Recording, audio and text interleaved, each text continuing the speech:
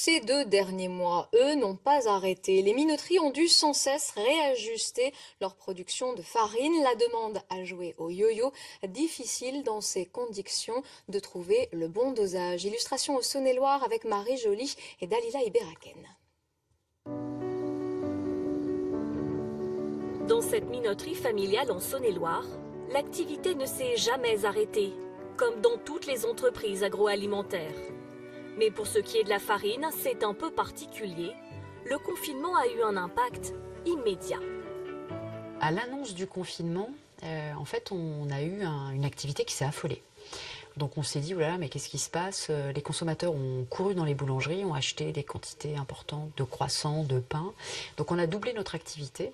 Sauf que ça a duré 2 jours en fait, et puis très vite on s'est rendu compte que finalement c'était plutôt un impact négatif puisqu'on a perdu jusqu'à 40% d'activité. Ici, les principaux clients ce sont les artisans boulangers. On fabrique donc en grosse quantité des sacs de 10 ou 25 kilos.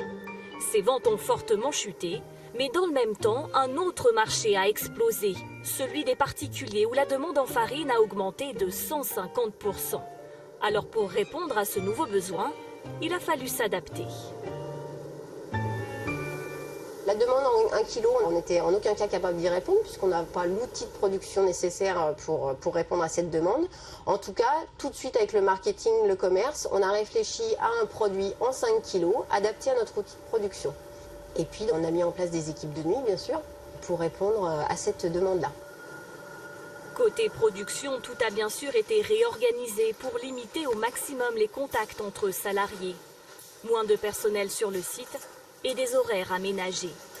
Là, au niveau des places, il n'y a pas besoin qu'on stocke un peu plus large. Côté logistique, là aussi, il a fallu tout repenser, établir une nouvelle manière de fonctionner en accord avec les boulangers, de manière à ce que tout le monde y trouve son compte. On a demandé à certains clients de nous accompagner vers un plan de réduction des cadences de livraison pour éviter les contacts. Et ensuite, on leur a dit, si finalement on garde des bonnes cadences, il n'y aura pas d'impact financier derrière avec des hausses. Gérer tous ces changements n'a évidemment pas été simple. Il a bien souvent fallu s'adapter au jour le jour, mais ici on en retient surtout du positif. Moi, cette crise, je l'ai vécue comme une aventure humaine qui était extraordinaire. On en sort grandi, tous, je pense. Ça s'est fait dans l'effort, le gros effort, mais tout le monde a été là. Et je pense que c'est aussi la force d'une entreprise familiale. Restent néanmoins quelques questions en suspens. Comment rebondir après une telle crise lorsque l'on n'a pas encore de visibilité ? Faire face à 1 mois, 2 mois de crise, c'est possible. Mais après, c'est l'impact de cette crise, notamment sur nos clients artisans. De comprendre véritablement les conséquences demain sur notre clientèle, c'est compliqué d'être visible. C'est ce qu'il y a de plus difficile, je crois, aujourd'hui. Malgré le déconfinement, bien difficile de savoir pour l'instant à quel moment l'entreprise pourra retrouver le cours normal des choses.